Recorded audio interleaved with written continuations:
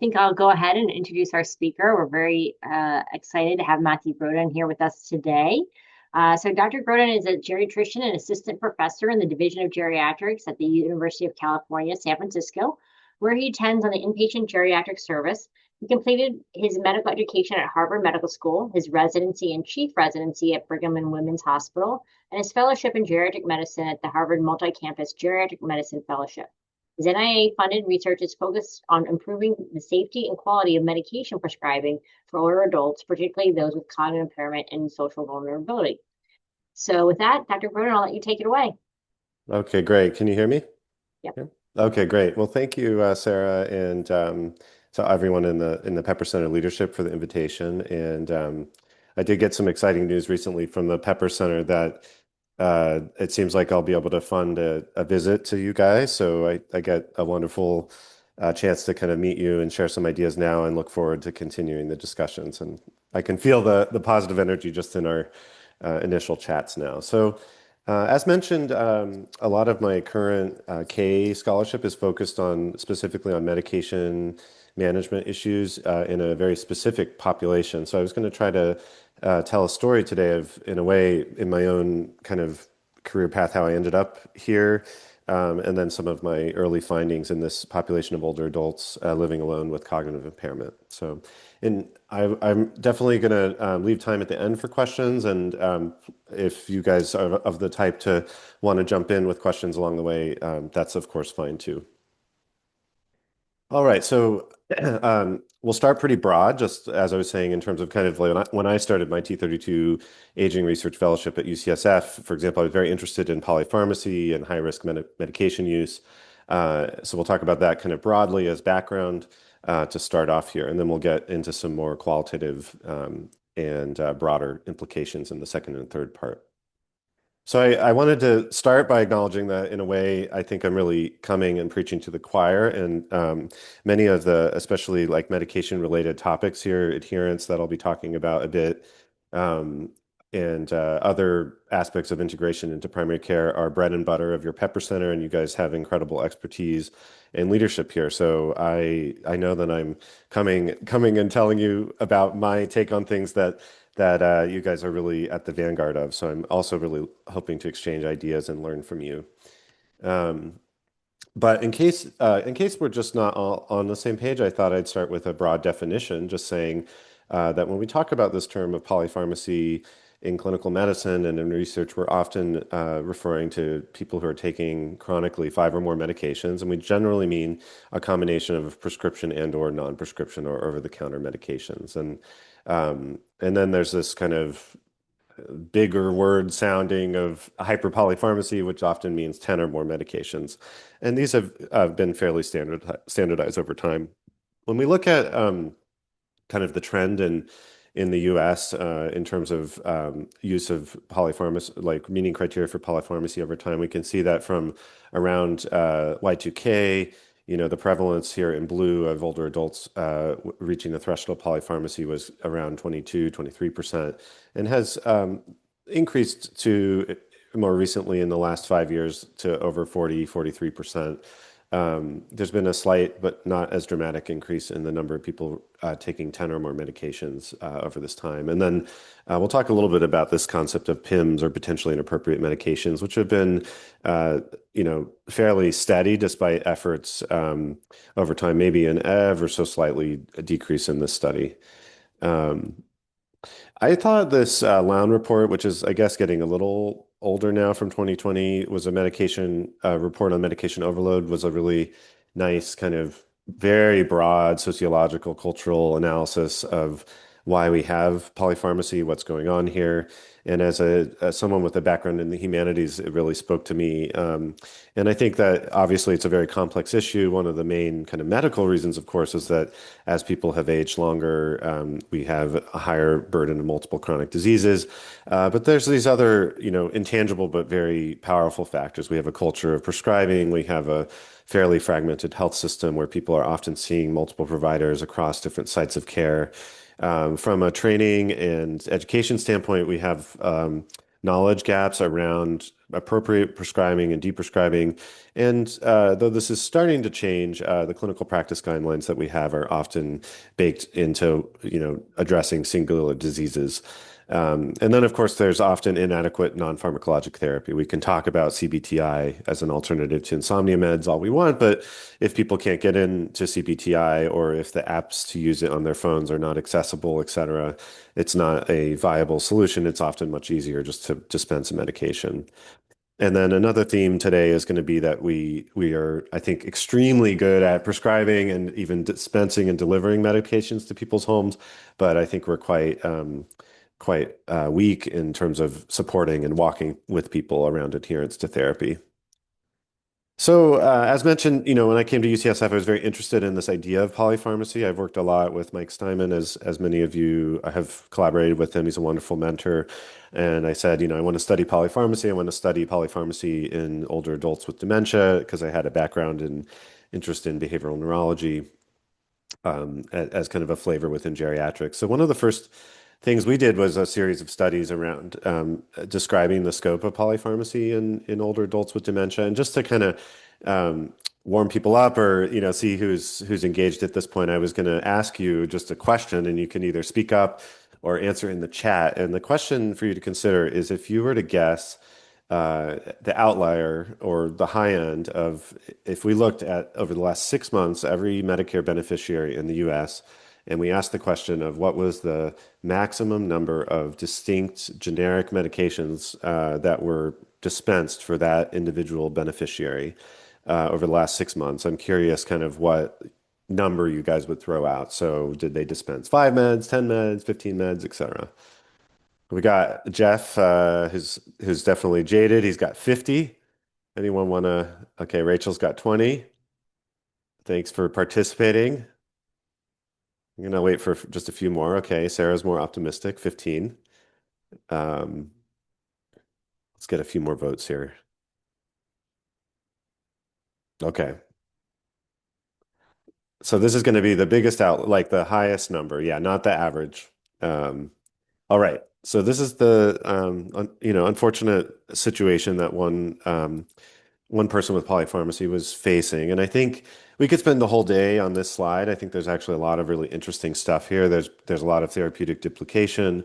There's a lot of probably churning of like trialing different things. And it's almost certain that this person is not taking all of these medications. It's also almost certain that this person is not seeing the same provider who's providing all of these. There are likely prescribing cascades in here. I suppose it's a little bit of an overcount because there are some medical supplies that were dispensed here. But even if you kind of cut through all of that, I think we would all agree that this is a lot of meds. If you count these up and kind of consider them as distinct generic classes or distinct dispensations, it's a whopping 59. So Jeff, I guess I'll have to think of a prize for next time we meet for you. All right. So, a little bit more of a measured response when we looked in the National Ambulatory Medical Care Survey at people in the US who are going to outpatient visits. We learned that 72% of people with dementia were using 5 or more medications, which was quite a bit higher than those just under 50% and those without dementia. And then a high proportion, 43% of people with dementia were meeting this threshold for hyperpolypharmacy compared to about a fifth of people without dementia. And these are people with diagnosed dementia that is probably on the more severe side because it's making it into the survey kind of trigger as labeling them as dementia. So if they had like a mild cognitive impairment, they wouldn't be picked up in NAMCs as such. One of the early studies we did in JAGS was really trying to look at kind of what was the distribution of the types of meds that people were taking. So if you look at this graph, it really depicts three kind of buckets here. On the left is the people in NAMCs who did not have a diagnosis of dementia, what was kind of their average number of meds per visit on the y-axis. So it's just over 5. When you look at people without dementia and you adjust them to the kind of very broad demographic and medical traits of having the average age, sex, comorbidity mix of the people with dementia, we see that there's a slight bump probably closer to 5.5 in terms of the kind of estimated marginal predicted number of medications. And then when we compare that to people with dementia, we see that there's, again, this kind of on average 8 to 9 medications.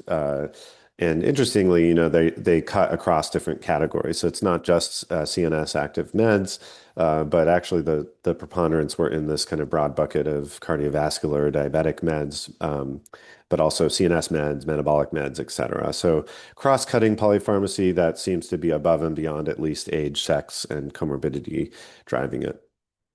So I think, I wanted to kind of pivot into, you know, I spent some time in polypharmacy, and I think in my clinical practice, I became I was kind of feeling this signal around like not just the meds that we're prescribing, but kind of the burdens that we're putting onto these persons with cognitive impairment and dementia. And this, I think, comes much closer into work that Mike Wolf and others in your group have done around separate from the meds that are prescribed, just the kind of medication management process. So this was a really interesting study from Jerry Gerwitz and some others where they used a broad insurance database, and they selected charts and did kind of a deep chart review looking at patients who had adverse drug events and looking at kind of the different buckets of medication management activities that occurred and where those errors occurred. And I thought they came up with a nice kind of rubric or logic model for all the things that someone has to do in order to take and adhere to our therapy. So they have to fill and refill their prescriptions. They have to take the drugs as prescribed. They have to modify their regimens,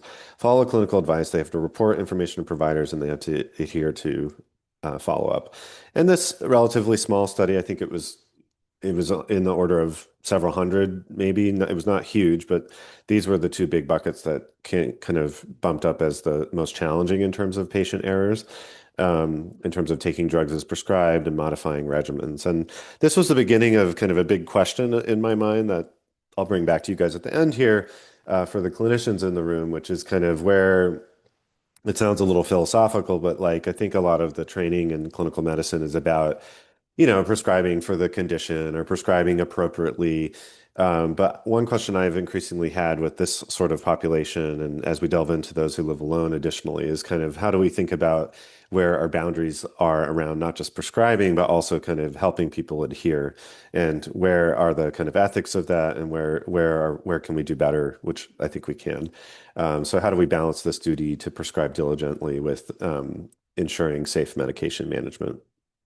And so the concept of medication regimen complexity has become increasingly interesting to me. So um, people here are probably familiar with it, and there have been a number of indices that have tried to capture beyond polypharmacy, like the kind of aspects of the medication regimen that make it complex. So that may be that it is frequent, it's given multiple times a day, that it's given by multiple routes, and that it may have special instructions, take with food, avoid around other meds. And there was a seminal article by Cynthia Boyd, around this time as well, that looked at clinical practice guidelines for an average older adult in the US. And, they put the kind of schedule of the day, and it's just totally overwhelming. It's like every hour of the day, the person was doing something related to kind of adhering to follow up. And so then you think about doing that in cognitive impairment and potentially in cognitive impairment lacking adequate support. And I think it can get pretty dicey.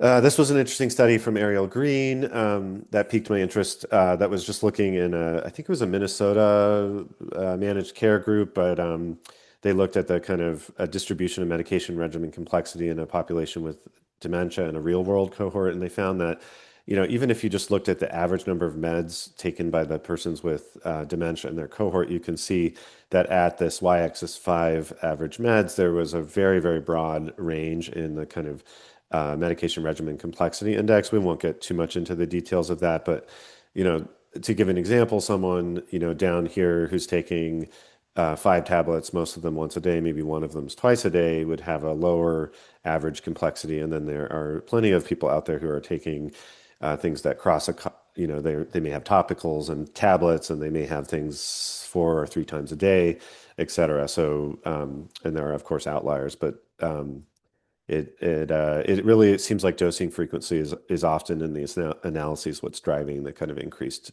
complexity. As I was kind of ruminating all these ideas, one of the very kind of seminal insights for me and maybe obvious to folks here, but I think was a big deal for me was I came in very interested in polypharmacy, and Mike, as I mentioned, has been my mentor, and he's very deeply involved in the Beers criteria. As a geriatrician, the Beers criteria is really like bread and butter for clinical practice. I love the Beers criteria. So I was very interested in PIMS at first, but some of this work from Daniel Budnitz and his team at the CDC, in New England Journal on the left and on the right, more recently in JAMA, made a big impact on me. So these were looking at, they had a wonderful data set where they were able to look at a national representation of ED hospitalizations and link them to charts and really try to dig into these visits that were implicating medications as reasons for adverse drug events. So you really need that kind of chart data to get at it because the ICD coding is just so inadequate for drug events.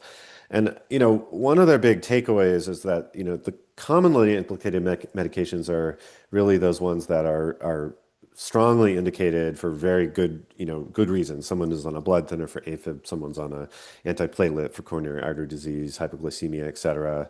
And those are driving kind of the highest percentages of these hospitalizations and proportions of them. And the Beers criteria meds down here at the bottom are contributing, but at a much lower um, a much lower kind of overall burden. On the right side, in a more recent JAMA study, they were trying to show that in the older adult population, these are on the y-axis. You can see ED visits per thousand in the population. Again, I think in the same linked data set. And in the older adult population, we can see that, unfortunately, people are coming in with adverse drug events related to therapeutic use. They may be, inadvertently, there may be some aspects of it that we're not able to categorize totally, but they're trying to take medication that has been prescribed to them for a good indication, and they're unfortunately suffering some sort of adverse drug event, a bleed or hypoglycemia. And this is very different mix of reasons for the ADEs compared to some of the younger groups where, for example, people are unfortunately using medications for self-harm or, very, I think tragically in children, unsupervised exposure. So all of these are serious, but just kind of showing that in older adults, because of the preponderance of polypharmacy, it isn't PIMS per se that if you're looking at ADEs, but it's kind of just the stuff that we have strong indications for, plus the PIMS that are problematic potentially. Um, and this was one last kind of piece in the puzzle as I was thinking about kind of older adults with dementia. I work, as mentioned, in the inpatient setting, and I see a lot of people with dementia in the hospital who've come in with ADEs, whether they've been kind of unearthed or not. And this was a study from Australia that they called these kind of so-called medication misadventures, which was a term they used to encompass adverse drug events, adverse drug reactions. And they did a retrospective cohort study and found that persons with dementia in their cohort in this region of Tasmania were 3 times more likely to be hospitalized with medication misadventures than those without dementia.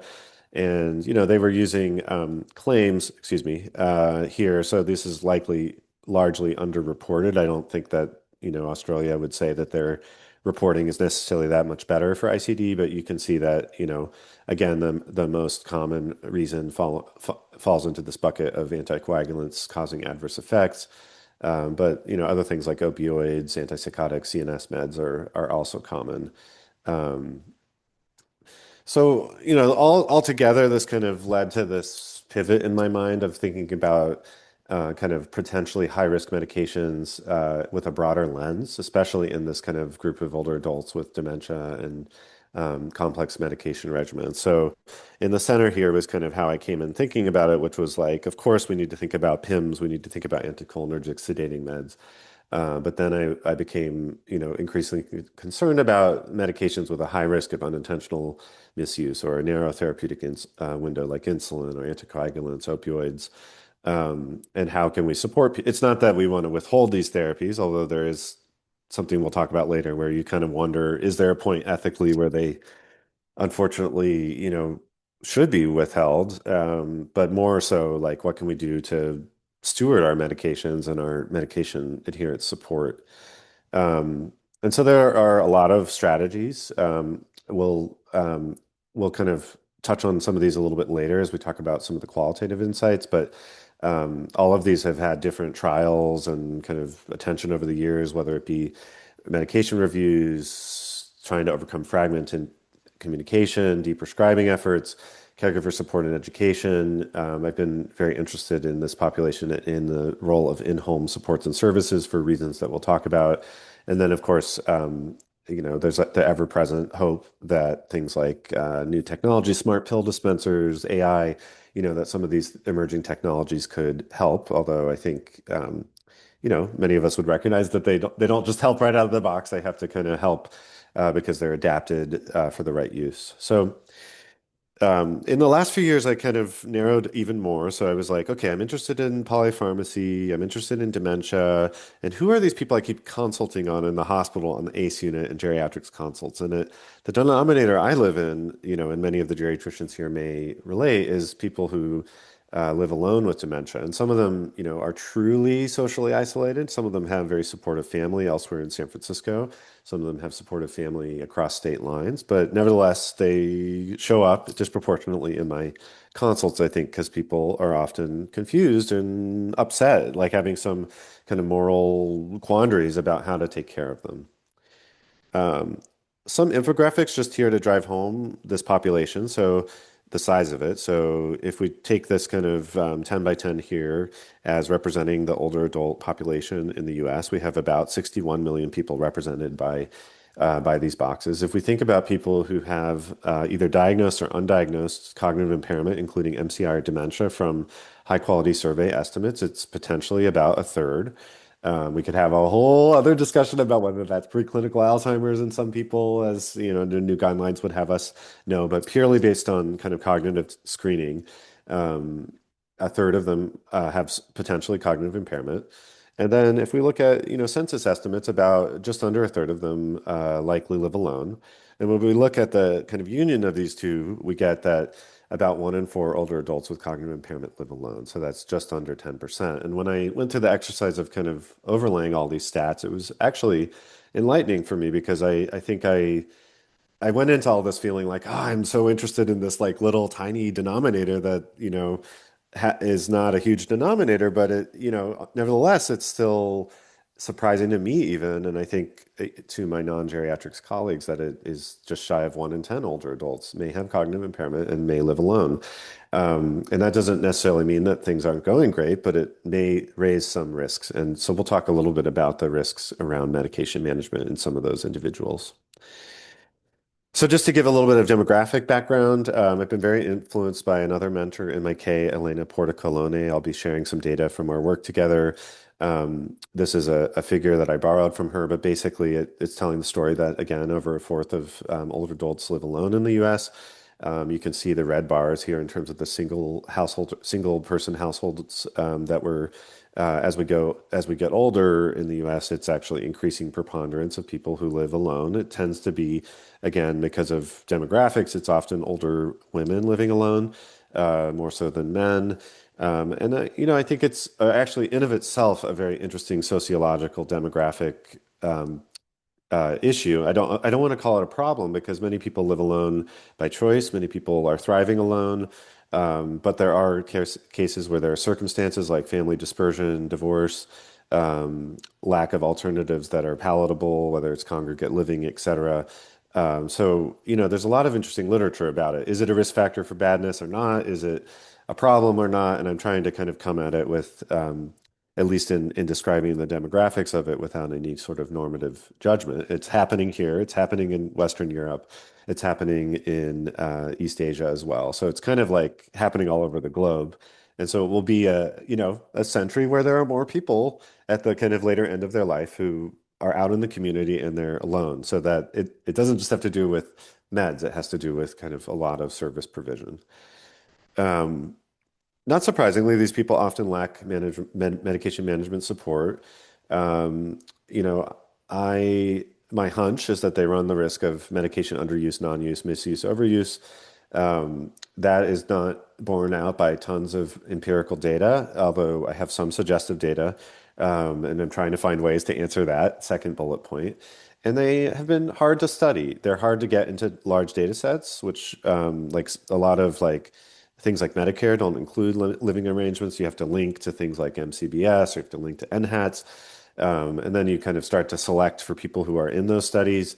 And, there are a lot of trust issues as well as detection issues. So their voices are unfortunately rarely heard. And it really is actually, I think, a privilege as a geriatrician to see them clinically and to kind of have a window into their life and to have done home visits with them during my training and to realize that this is an important part of our population. So in my Gemstar and Beeson work, started to kind of home in on this population. So I focused first using NHATs and Medicare, trying to understand like if I use NHATs and Medicare, can I find some of these people? So I found 491 unweighted people, which is about 2 million people over 3 years in the NHATs. They're on average 80. They're 14% Black, 11% Hispanic, 40% below high school education, a third are Medicare, a fifth live in rural settings.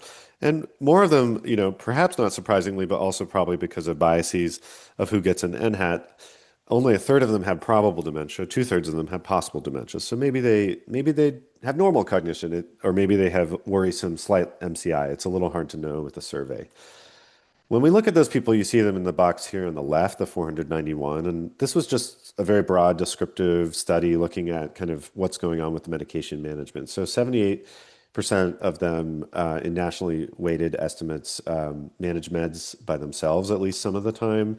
And of those, of the overall population, again, 14% report some sort of difficulty with medication management, and only 5% of the overall population report any sort of mistakes with medications. I think we would all recognize that both of these are highly subject to recall bias. There's not like an objective measure of whether people are having difficulty or experiencing mistakes.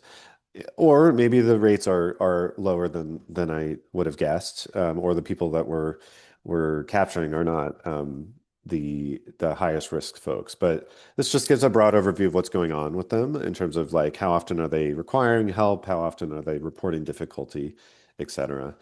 In terms of when we link to their Part D prescriptions, recognizing that we may not capture everything, we're not capturing over the counters, we see that they're taking on average about 5 meds, which was actually slightly lower than those living with others.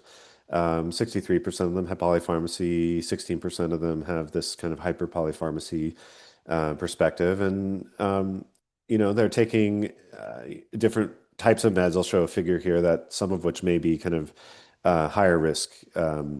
So across the bottom here is different buckets of high risk meds where there's a high risk of unintentional misuse or like direct effects on cognition. And on the Y is people who are taking at least one of these. And then in blue is people living alone with dementia, and in orange is people living alone with are living with others. And these are purely unadjusted analyses here. And we can see that in general across the big buckets of categories, whether you look at sedatives, opioids, anticoagulants, sulfonylureas, insulins, at least one high-risk med. We can see that in general, those folks probably with more severe dementia who are living with others in the community, we're taking, slightly more, not statistically significantly more, potentially not really clinically significantly more, but slightly more of these high-risk meds. When we merge the kind of use of the high-risk meds with not receiving an amount of help with medication management, we do see kind of a greater difference and reversed in order in terms of people living alone with cognitive impairment, both taking a high risk med and not receiving any amount of medication management. And for what it's worth, this is statistically significant, unlike the other comparisons here. And this bore out as well when we adjusted for kind of broad demographic things, severity of dementia, et cetera. Now, one of my like philosophical insights throughout all of this is like, as I've thought about this more, I've realized, and maybe this was very obvious to others from the outside, is that these are older adults with dementia or cognitive impairment who live alone, but they're also the ones who can answer and be part of NHAT. So, in other words, they're probably not the people that I'm seeing again on these geriatrics consults or that are homebound who have, distrust or are paranoid or don't want to be part of NHATs. They don't want to pick up the phone. They don't want a surveyor to come to their house. So, I think I kind of was aware of this, but I've become more aware of it as I've realized that like this follows, this does tell the story in a way of what I've expected, but it's not necessarily as extreme in terms of the lack of support that I might have expected. Um, so how can we, learn more about the lived experience of these folks? How can we get into this black box? So I think, again, the reason that the teams are calling me about these folks is usually because, there's a paucity of information. They don't know what's going on. They don't know what they're taking. Patient may not know. There's not a good informant, et cetera. So how can we unpack this black box? I've had the, wonderful opportunity to work with, again, Elena Colonna, who's a PhD sociologist here at UCSF, who has this large kind of like longitudinal qualitative study that I've kind of embedded in recent years, where she's followed over 100 older adults living alone with cognitive impairment in 3 states across the U.S. And they've done actually it's immense. They've done over 400 in-home interviews on average 4 to 5 times with a given participant to build trust, where they talk about a lot of things. Medications is just like a small part of it. In some patients, it's like a huge part of it, and then some it's a smaller part. And then they've also talked with some of the social contacts if they can find them and if they're willing to consent them into the study. So some of them have no social contacts or don't want to involve a social contact, and some of them have a non-cohabitating social contact, a family member, et cetera. So there are 4 broad themes that have come out of our analysis, which is preliminary, but thankfully kind of seems to be moving towards publication. So I'm excited about that to get their voices out there. One of the big buckets is perhaps not surprising, but that the cognitive barriers and unreliable information exacerbated by lots of periods of time while alone really kind of hovers over all of this. And this is one daughter talking about her mother saying she doesn't remember a thing. Sometimes she says she's taken the drug. Sometimes she said she hasn't taken the drug. And so it's always messed up. And this is kind of a theme that came out in a lot of ways of both social contexts as well as even the researchers, field researchers, often just being very almost like this Kafkaesque mystery of like what's even going on here until you can get into the home and really look at the meds. And even then, it's sometimes still even a little confusing. Did you take it or not? I don't know. There's stockpiling, et cetera. Another big theme is, again, probably very concordant with adherence literature in general, is that there's resistance to prescribed meds. And I think a strong signal that those meds that impact cognition or alertness, that side effects could strike when someone's alone. Because they gave it to me once, I was very sleepy. I can't drive or anything if I take the medicine. If I'm very sleepy and something happens to me, I am alone. So I better not take it. So, I think people being very concerned around experiencing side effects that could threaten their independence or that could strike when no one can find them. I think I would have um, the same concern. Another big barrier, again, concordant with adherence literature in some populations, is limited therapeutic alliance with professionals.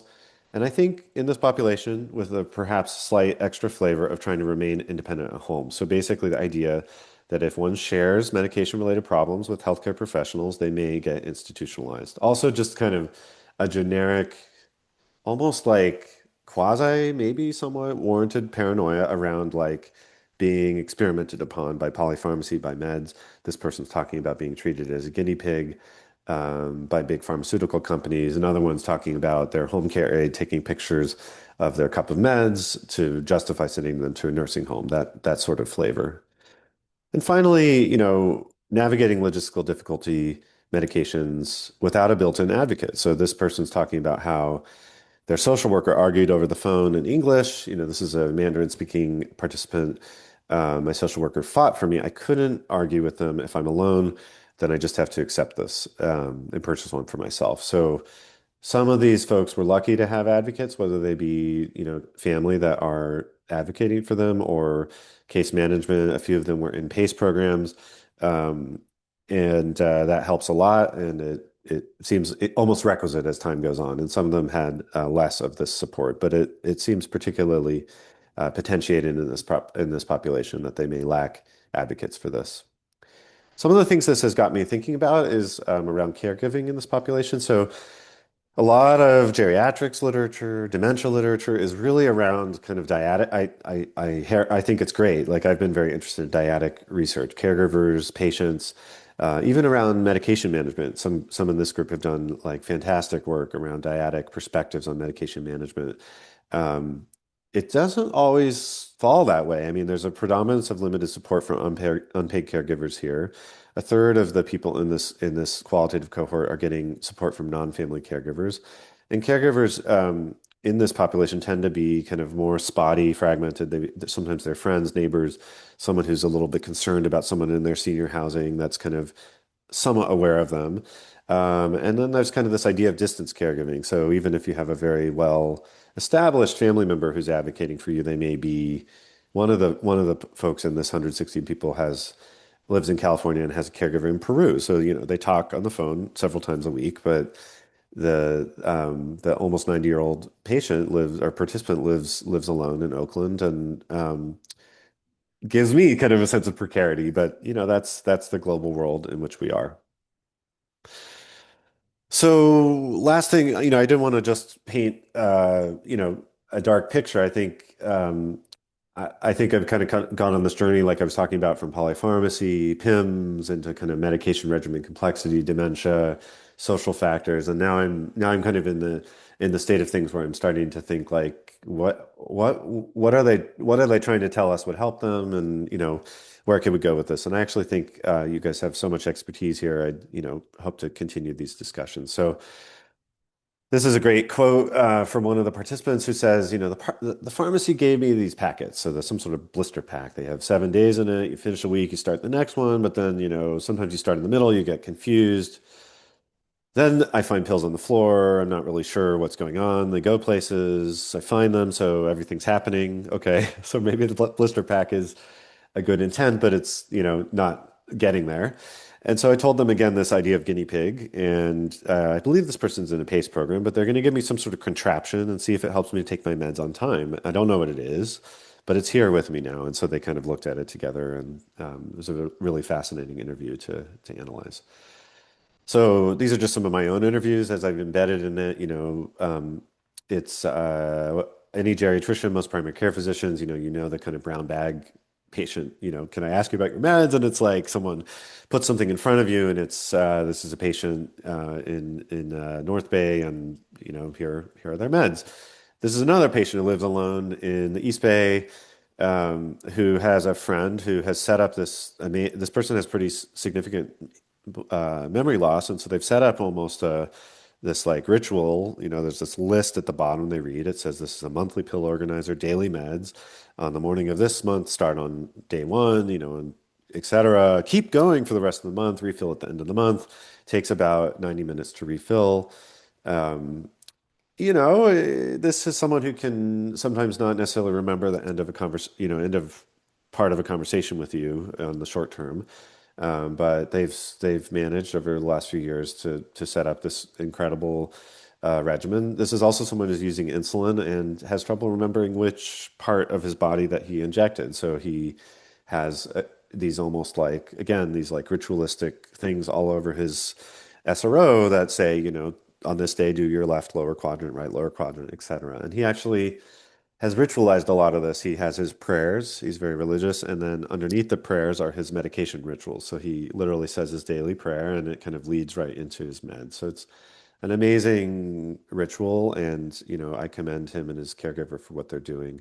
And then this is, perhaps familiar to some of these newer technologies. I believe this one may be called Hero. I've actually never personally seen these. I've seen kind of variants of these, but they are being deployed in certain populations. This is one that, you can kind of set it up ahead of time, and it speaks to you and tells you to take your med. So I was interested in these smart pill dispensers. So, not surprisingly, a lot of the kind of work out there is more on the kind of small pilots of journals of like much more kind of technical aspects of hardware or software, and they really haven't looked at user evaluation. I think they've recognized that like in older adults, cognitive impairment's an issue, but there isn't a lot in terms of like wealth of participants or number of participants, long-term follow-up. Um, and one review has identified that, cognitive physical impairments are probably underestimated. My read of it again is that there's also this idea that there's this kind of other person that's kind of there as well, who's overlooking this machine or this contraption. And I think I don't do a lot of device research, but it feels to me like there's a lack of transparency in like very small unrepresentative data sets. So some of the things I've been thinking about are, not surprisingly to the adherence folks here, true adherence is really taking the pill. I'd actually say it's even more than that. It's kind of maybe like taking the pill, believing the kind of the model of kind of disease and improvement that we're kind of preaching in biomedicine. So I think that like, pill dispensers are one thing, but is there a way to think about how they could help with knowledge of medications, how they can incentivize behavior of taking meds? And then I think in putting on my clinical hat, like meanwhile, the clinicians are like totally unaware of any of this, and they're just kind of assuming patient is taking or maybe not taking. They don't want to know, don't ask, don't tell. Like, could these things kind of plug in better into clinical practice to flag things? Another big concern I have is again around centrality of trust. So this is that person who's talking about how home care aide took pictures of a pill cup with pills in it to say I'm not taking my prescriptions. I think she's trying to say that I don't take my pills. Another says, oh, so I belong in a nursing home. Another states, my doctor asked me to take them. I reply that I've taken them. I lie to my doctor. I threw them away. This is like the great humility of being a prescriber, right? Like, um, you know, we prescribe things and people throw them away. We prescribe things, they build up. We prescribe things, they take them, and like obviously we want them to be in the last camp if we believe in what we're doing. Um, so, how can these things be done? I don't know the answer to this. How can we engender trust? How can we respect privacy and autonomy with all of these things, including AI? I think, one of my big concerns is that there is, whether it's due to the disease or the social circumstance of being independent alone, there is this kind of thread of, you could either call it paranoia or realistic concern around autonomy. Like they don't want people to come in. That's one of the hardest things is like you want to get a home care aide and they don't want them in. So like just imagine adding like a surveillance device. Like now it's not just that people are watching me, but people are watching you. So it's really hard. I don't know what the answer is other than maybe normalizing this earlier in life and in culture, that this is how we deliver meds. But in the short term, we can think about user co-design. We can think about where to target in cognitive decline, and how to account for potentially unreliable information. So, even if someone's interacting with the device, they may not take the pill, they may not, report a side effect, et cetera. So detection, not surprisingly, cognitive impairment is often heralded by medication management difficulty. It's often undetected, but it's one of the early IADLs. So if people are talking to patients and they're having trouble, recalling their meds, keeping track of their meds, filling their meds, it should be a trigger, not necessarily even for like general population cognitive screening, but for cognitive assessment. Um, Two-thirds of the subjects in this study either were not diagnosed or didn't know that they were diagnosed. So this is actually sadly in line with national trends. Um, and similarly, living status is not systematically collected in health records. So it's unclear. I can't tell from the data, but if I had to guess, some of the clinicians may know this about their patients, particularly the primary care physicians, and some of the specialists may not know. Mr. So-and-so shows up at the visits, Mrs. So-and-so shows up at the visits. I'm a little concerned about what's going on, but it's not my purview. Like, I'm not going to open that door, both around the cognitive impairment or the living situation. So, is there a role for addition to all the other things that are in the EHR, like something around living status? I think so. I'm biased, even if it's not a flag somewhere, it's like in the discrete data along with the demographics that are collected, or maybe it's just in those with cognitive impairment. But even just where they live. Is it a nursing home and assisted living? Did they live alone? Did they live with others? And, again, this is a huge problem, but how do we get like a lot of these patients benefit from home visits? Northwestern has a home visit program, UCSF has one, but not all patients have it. Like a lot of patients don't have it. So is there, again, if we're using technologies, if we're talking about services, is there a way to get information that kind of concerns, medication management challenges and cognitive impairment signals back to clinical sites of care? So on the provider side, the things I'm really interested in, of course, are around increasing people's, capability to detect and to diagnose cognitive impairment. And then, some of the hardest questions I'll leave us with are really around like the challenging, probably like the outlier conditions within the geriatrics consults, but like, you know, how do social circumstances impact upon potentially inappropriate medications? Does there come a time where a medication that is strongly indicated is no longer even appropriate because of lack of adequate adherence or oversight of adherence, even if social or like supports have been tried? Like, how much supports do we provide at the individual level versus the system level, et cetera? What do we do as a clinician? Like, this is where the moral injury comes when I am now interviewing providers about this. What do we do if someone has cognitive impairment, they lack support, we want to give them a medication for a DVT. Um, how do we deprescribe, harmful or unnecessary medicines? How do we simplify medicines? I think this is like a very kind of very undeveloped science. Like, we know that complex regimens are burdensome, but how do you actually decomplexify them? There's a lot of know-how, like, oh, you take this to TID to BID, maybe you omit this or that, but there's not really ever, as far as I know, been like a lot of attention to it, perhaps because it's hard to standardize.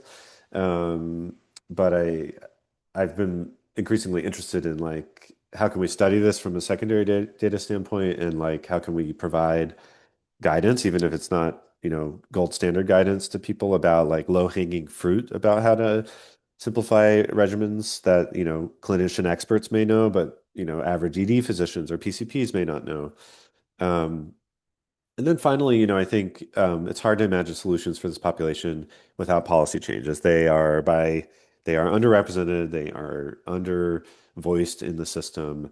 The safety net really is part of their lives. So home and community-based services. So Medicaid funding would be great if we could expand it. We're currently cutting it, so that's very depressing.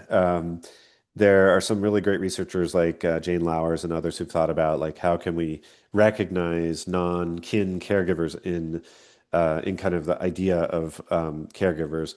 How can we support in-home med reviews and novel delivery and reminder systems through Medicaid agencies? Um, how can we there's a kind of nuanced but like big issue around like different states allow home care aides to like do different amounts of med administration. Like, in some places they can suggest that the client take the med, and in other places they can give the med, and in other places they can cup the hand, but there's a lot of liability issues here. It's very dicey and challenging. It's already hard to get people into the HCBS workforce, so it's tied to all those big juicy problems, but it's like a big part of that is that a lot of what they do is oversee medications. Um, how can we kind of make the case that health systems, providers, community programs need to focus on this population? Very excited about the GUIDE program. A lot of these people actually are in that bucket where they don't necessarily qualify for Medicaid. They may have Medicare, so they could be candidates for the GUIDE model. The GUIDE model, is being rolled out. We don't know if it works yet. It has an extra payment for people without caregivers. So some of these people may fall into that kind of high risk category, which is great. It doesn't have any adaptation around living arrangement, which, perhaps they thought about it, they didn't think it was uh, important, or, perhaps there's space to adapt some stuff into here. And then, one of the interesting things is a lot of these folks do leave their homes to go to the pharmacy. They interact with their pharmacists a lot. So then I'm always thinking about, how could pharmacists detect or transmit information here? On the other hand, I learned just this week at a deprescribing symposium that, pharmacists see 6 times more patients, than PCPs. So, they're kind of like, yes, we want to be part of the team. Yes, we are trusted professionals, and like we have even less time. So challenging, these are the questions I just wanted to kind of tell you what I'm chewing on, things we could talk about. Again, this kind of philosophical yet very practical question of like, where do we draw the lines between prescribing and then helping people ensure safe medication management?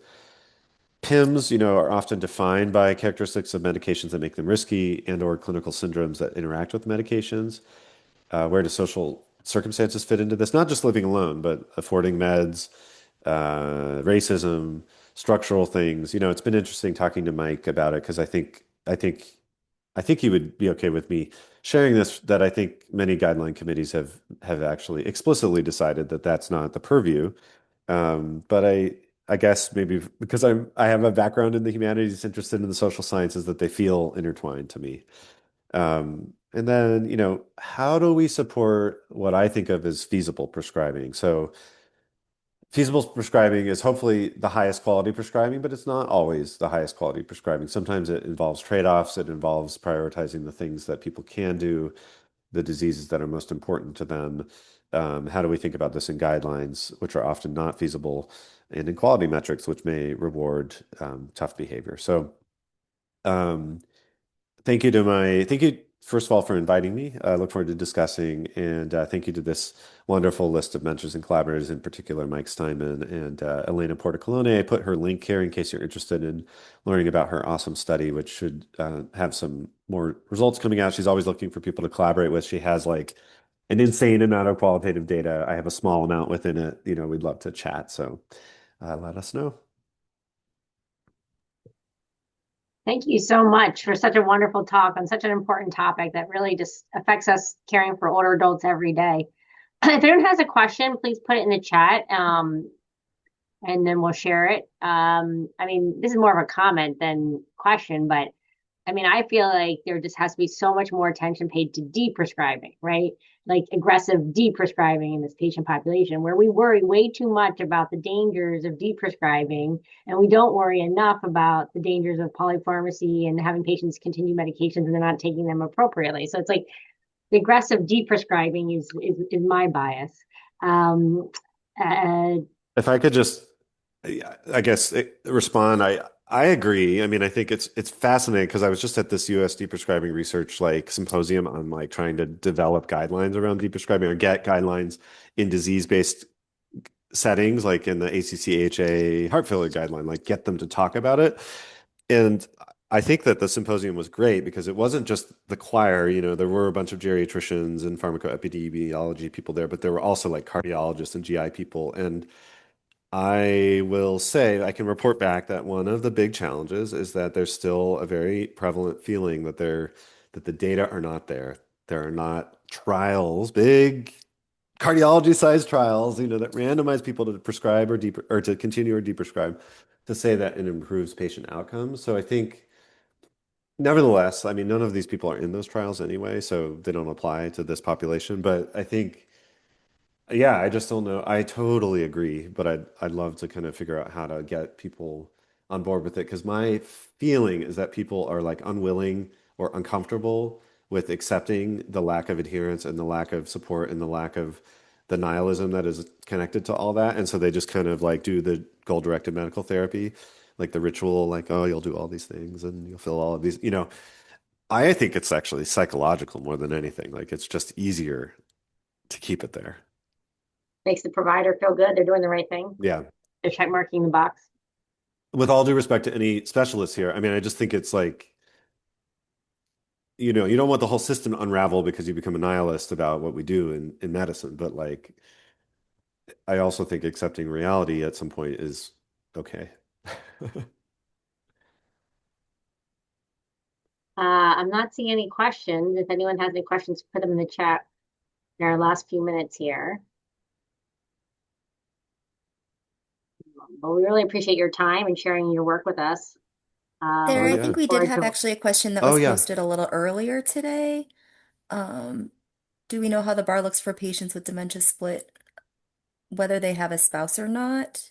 Oh, I think that was in reference to yeah. was one of your The earlier vast majority of slides. them are unmarried. There are some that are married and habitate separately.